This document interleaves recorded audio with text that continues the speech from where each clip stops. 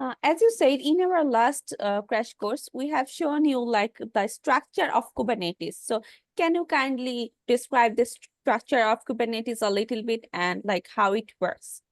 I'm going to use some simple terms for that.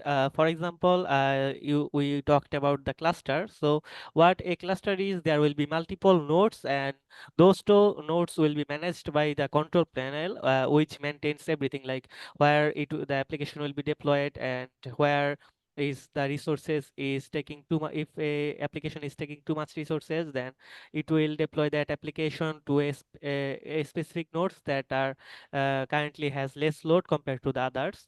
And there are multiple things, like there are networking available as well, like if you want to build the internet networking connection, for example, we use backend and front end.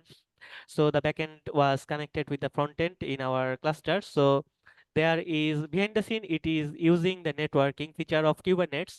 And there, as you may already know, that there was Nodeport, there was cluster normal port, which is available inside the cluster. But with the help of Nodeport, we can make our application available to the outside world. And we have to unblock the port number with that. Also, there are scheduler, and with that it can manages the application, like where it will be deployed and thing. And that's all. And there are some advanced topic as well, and if you research about, if you want to cover me there, that as well, I can continue. Okay, I think later we will know more about this. Okay, Thank you. thank you.